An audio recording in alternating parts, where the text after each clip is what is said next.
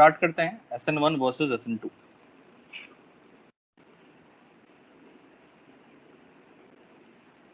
सो कुछ मैं कॉलम सा बना देता हूँ। यहाँ पर मान लो लेफ्ट साइड में मैंने SN1 लिख दिया and right side we are having SN2, ठीक है। और जैसे हम डिफरेंशिएट करते उस तरह से एक लंबा सा स्ट्रेट लाइन सा बना लेते हैं नीचे तक।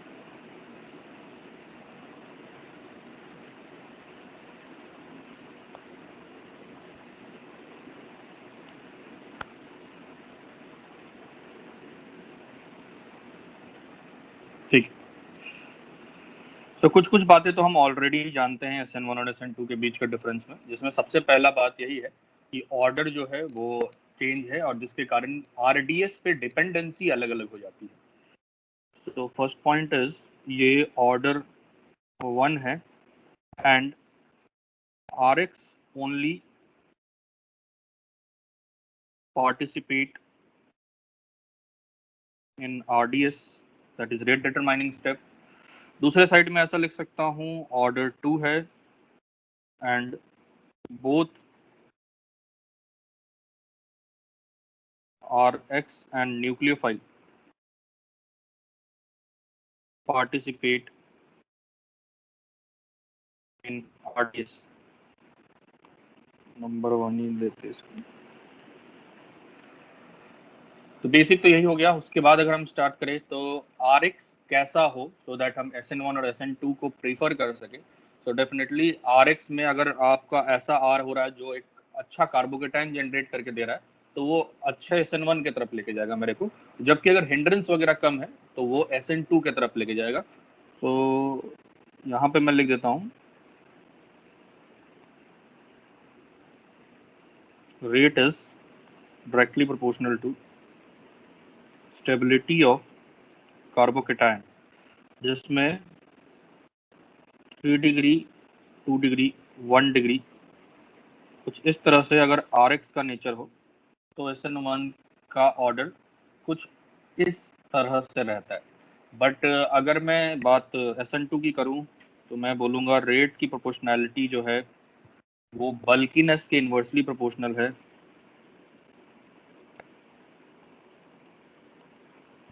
और इसलिए यहाँ पर 3 डिग्री 2 डिग्री 1 डिग्री वाला कहानी बिल्कुल उल्टा हो जाएगा और ऑर्डर कुछ ऐसा है। ये सारी चीज़ें आप ऑलरेडी जानते, ठीक है। अब जो नेक्स्ट पॉइंट मैं लिख रहा हूँ उसको लेके आपको थोड़ा सा समझने की जरूरत है। यहाँ मैं लिख रहा हूँ rate of SN1 is directly proportional to beta branching of RX। अब ये क्या चीज है? मैंने बोला रेट ऑफ SN1 जो है वो बीटा ब्रांचिंग ऑफ RX के डायरेक्टली प्रोपोर्शनल है। बीटा ब्रांचिंग का मतलब मैं आपको समझाता हूँ। बीटा ब्रांचिंग का मतलब है कि जिस कार्बन से हेलोजन अटैच्ड है उसको अल्फा कंसिडर करते हुए उसके बगल वाले कार्बन का नाम बीटा है, और अगर वहां पर ब्रांचिंग बढ़ रही है तो according to this point SN1 का रेट अच्छा होगा। अब इसको समझने की कोशिश करते हैं, थोड़ी सी नई बात है। एक एग्जांपल से मैं आपको समझाता हूँ। मान लो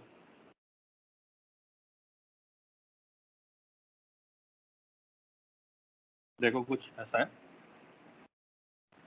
एग्जांपल लिख लिया बेटा, एग्जिट करके फिर से ज्वाइन कर लो करण, तुम्हारे नेटवर्क में कुछ दिक्कत हो रही है तो, ठीक है। तो यहाँ पे देखो क्या है, अगर बीटा की बात मैं करूँ तो this is alpha position, this is beta position. अब मैं क्या करूंगा, बीटा पे ब्रांचिंग चेंज करना स्टार्ट करूंगा। कार्बन जो हाइड्रोजन से अटैच्ड है उसको बिल्कुल मैं अल्फा बोल रहा हूँ और उसके बगल वाले को बीटा कह रहा हूँ। और अब मान लो मैं बीटा पे कुछ चेंज करता हूँ। देखो बच्चों कुछ ऐसा, यहाँ पे एक और कार्बन जोड़ दिया, बीटा पोजीशन की बात कर रहा हूँ। और मान लो थोड़ा सा और बल्किनेस बढ़ाते हैं और ऐसे कर दिया। सो ये बीटा है, यहाँ पर भी बीटा है, ठीक है। अब मान लो या आपसे मैं पूछता हूँ कि ये 3 अल्काइल हैलाइड है, इस पहले का नाम A, दूसरे का नाम B और तीसरे का नाम C रख देते हैं। SN1 के रेट के बेसिस पे अरेंज करिए इसको, बताइए क्या कहेंगे आप? SN1 के रेट के बेसिस पे ध्यान रखना जिस कार्बन से हाइड्रोजन जुड़ा हुआ वो सब जगह सेम है और वो 1 डिग्री ही है। जल्दी बताना, अलॉन्ग विथ रीजन। ये तो 1 डिग्री ही है हर जगह।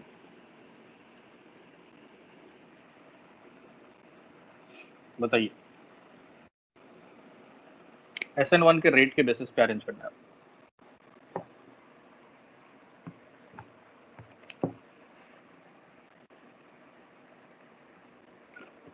Arrange these three in increasing order of SN1। ध्यान रखना बीटा पे ब्रांचिंग हुई है। ABC के टर्म में बताइए।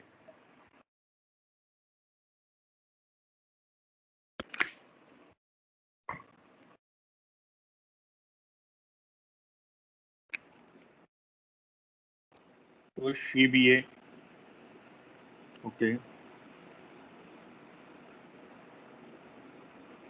वैभव CBA। आप जो आंसर दे रहे बेटा, क्या उसके पीछे का रीजन भी मेरे को बताना,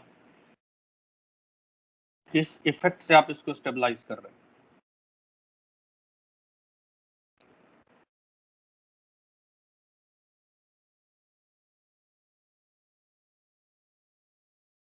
कौन सा इफेक्ट है जो इसको स्टेबलाइज कर रहा है? BCA प्लस आई, ओके, ठीक है। तो बच्चों काम ऐसा कुछ करते हैं कि हम इसके कोरस्पॉन्डिंग का कार्बोकेटाइन बना लेते हैं और उसके बाद देखते हैं हाइपर कंजुगेशन। चलो बेटा देखते हैं कौन सा इफेक्ट है। कार्बोकेटाइन अगर मैं बनाऊंगा तो यहाँ पे ऐसा,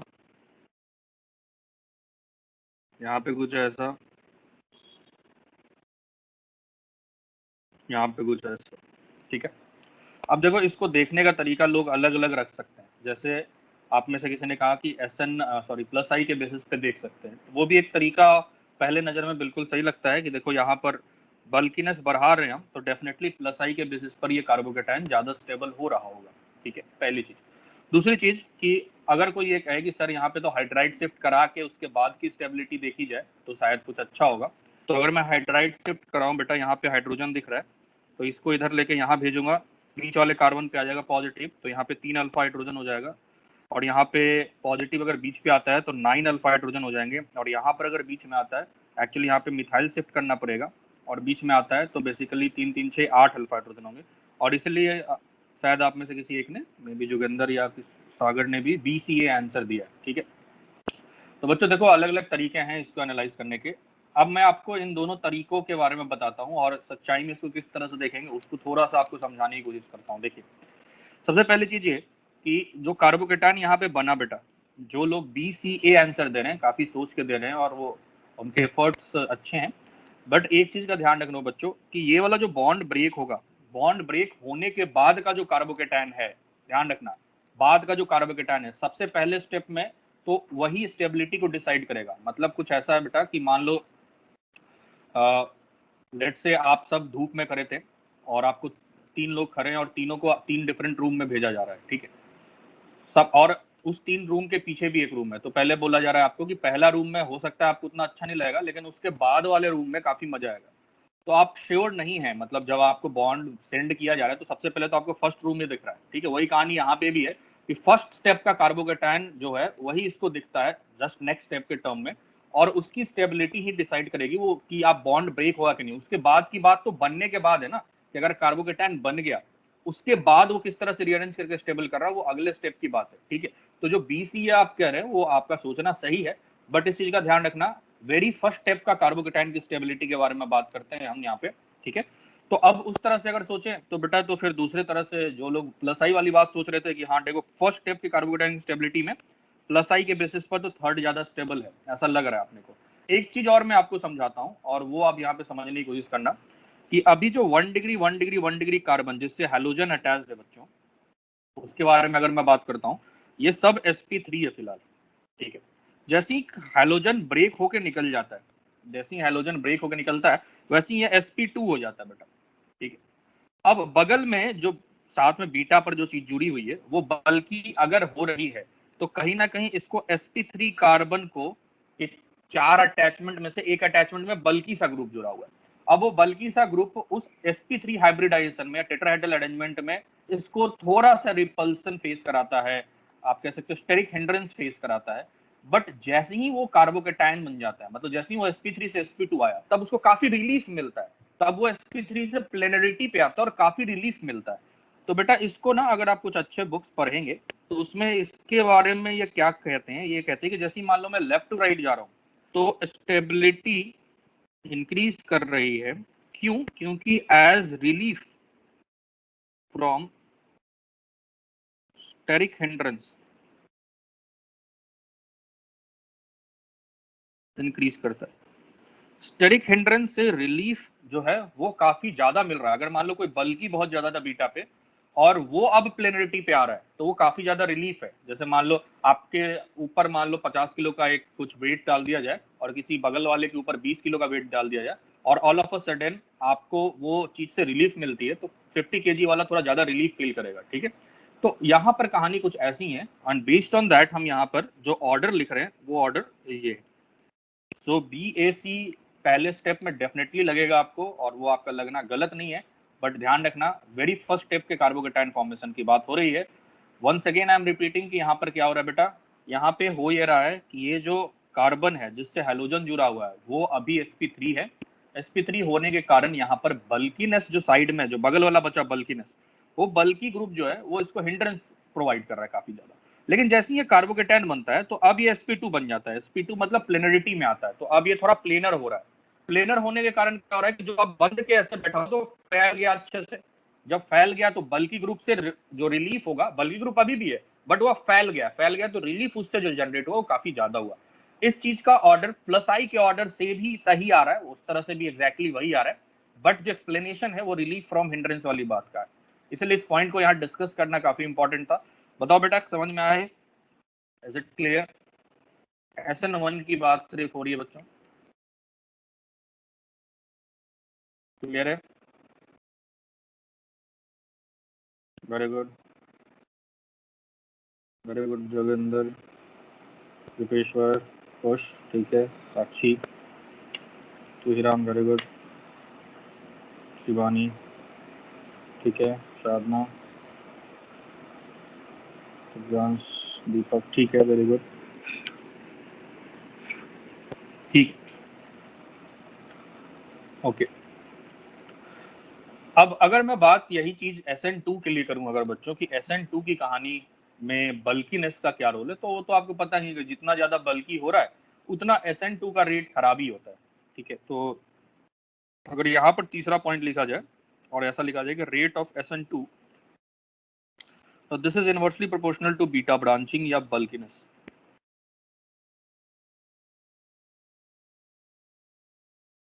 ठीक है, और उसमें अगर ऑर्डर होता, मान लो सिर्फ इन्हीं को कंपेयर करना होता मेरे को, तो मैं कहानी कुछ ऐसी लिखता, जितना बल्कीनेस कम है उतना SN2 के लिए अच्छा है, और ये कहानी इसके बेसिक मैकेनिज्म से ही समझ में आ जाती है। ठीक है, तो अब ये बात जैसे ही अपने को समझ में आई उसके बाद आगे बढ़ते हैं और नेक्स्ट पॉइंट की तरफ चलते हैं।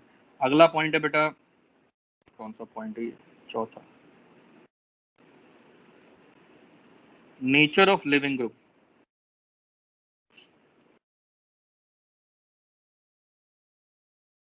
जो लिविंग ग्रुप है उसके नेचर के बेसिस पर चीजें कैसे डिसाइड होने वाली है। तो देखो, चाहे वो SN1 हो या SN2 हो, कोई भी सब्सटीट्यूशन रिएक्शन हो उसमें लिविंग ग्रुप तो उसी तरह से निकल रहा है जैसा SN1 में निकलता है वैसे SN2 में निकलता है, मतलब लीव करना है उसको बच्चों। ठीक है, तो जो जितना अच्छे से लीव कर जाएगा बेसिकली वो मेरे SN रिएक्शन में हेल्प ही कर रहा है। सो चाहे वो SN1 हो या SN2 हो, rate is directly proportional to leaving ability.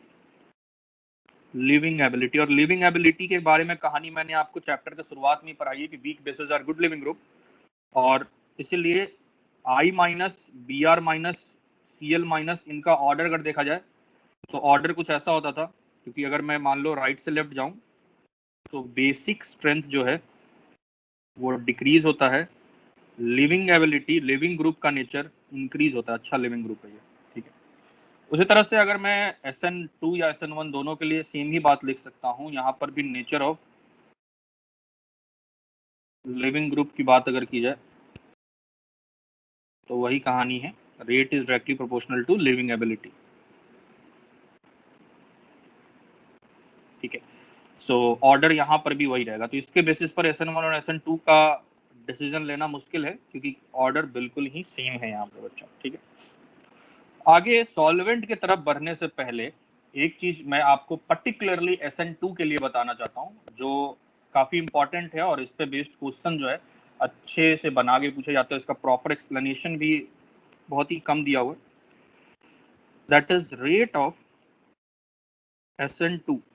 याद करना बेटा, SN2 में आपको बोला था कि एक्चुअली कहानी कुछ ऐसी होती है कि जो ट्रांजिशन स्टेट बनता है वो ट्रांजिशन स्टेट के ऊपर एक डेल्टा नेगेटिव चार्ज है। ये बात मैंने आपको बताई थी, ट्रांजिशन के ऊपर कुछ नेगेटिव सा चार्ज है।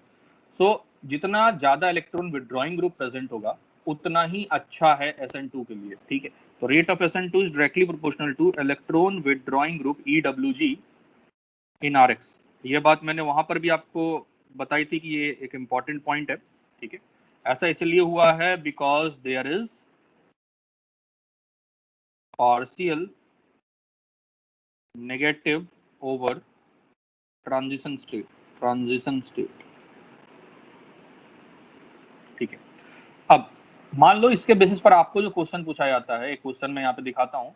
कुछ ऐसा क्वेश्चन पूछा गया बच्चों, मान लो CH2 double bond CH CH2X, एक ये कंपाउंड ले लेते हैं हम यहाँ, ये एक अल्काइल हैलाइड है मान लो, और इसको कंपेयर करना है आपको CH3 CH2 CH2X। दो कंपाउंड दिया गया है, this is A, this is B, ठीक है।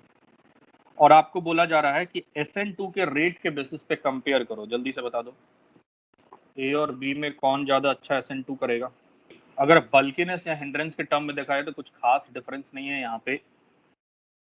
ये भी 1 डिग्री है, ये भी 1 डिग्री है, ओके दिव्यांश। अब जो डिफरेंस है वो बस इसी के लिए है कि यहाँ पर जो चीज जुड़ी हुई है वो थोड़ा -I लगाने वाला है, जबकि यहाँ पर जो ये भाई साहब है ये +I वाला है। जितना इलेक्ट्रॉन विड्रॉइंग है उतना बेटर होता है SN2 में, ये ध्यान रखना। इसलिए ऑर्डर कुछ ऐसा हो जाएगा, अल्कीन वाला जो है वो आगे निकल जाएगा। ऐसा क्वेश्चन और भी पूछा जाता है, जैसे मान लो ऐसा क्वेश्चन पूछ दिया आपसे NO2 CCX और मान लो फ्लोरीन CCX। मान लो बेटा इन दोनों को कंपेयर करना हो, बताना। NO2 और फ्लोरीन में -I इफेक्ट जिसका ज्यादा होगा वो ज्यादा स्टेबलाइज करेगा, किसका ज्यादा है? -I का एक ऑर्डर आपने पढ़ा होगा जब भी आपको इंडक्टिव इफेक्ट पढ़ाया गया होगा।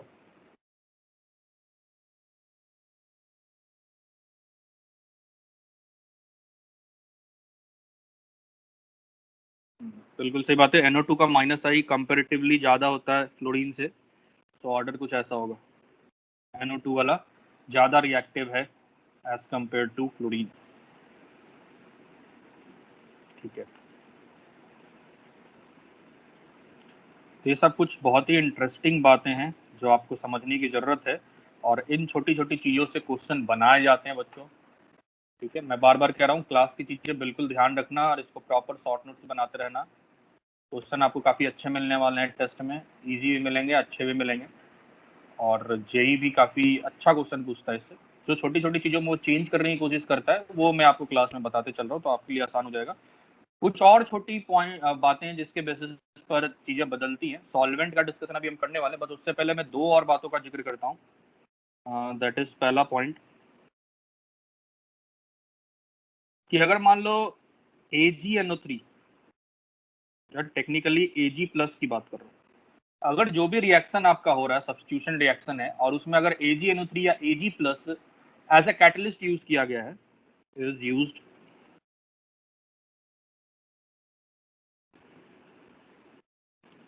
As a catalyst, is use as a catalyst. अगर AgNO3 या Ag+ कैटलिस्ट की तरह यूज किया गया, रिएजेंट का पार्ट है मान लो, तब SN1 is favored।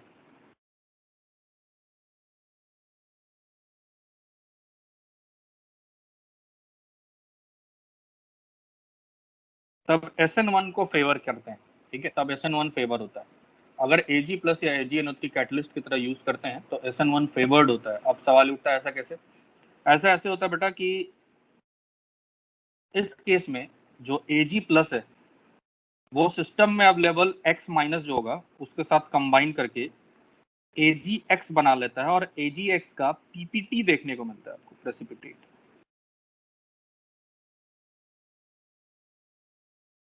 Agx का पीपीटी देखने को मिलता है, तो क्या हुआ ये कि फॉरवर्ड रिएक्शन ज्यादा शिफ्ट होना स्टार्ट हो जाएगा। कि अगर मान लो सिस्टम के अंदर Rx प्लस सम Nu माइनस ऐसा कुछ है, और आप अंदर सिस्टम में Ag प्लस का कुछ यूज कर रहे हैं, तो RNu और Agx मिलेगा, और ये पीपीटी, अगर पीपीटी बनता है तो ली चटरलैंड याद करना, फॉरवर्ड रिएक्शन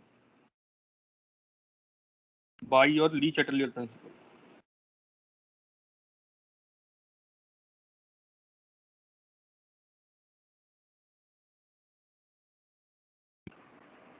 ठीक है, तो ये काफी इंपॉर्टेंट है, ध्यान रखिएगा। Ag प्लस अगर कहीं सिस्टम में दिख रहा है तो SN1 को फेवर करता है। Thanks for watching. Please like, share and subscribe for further updates.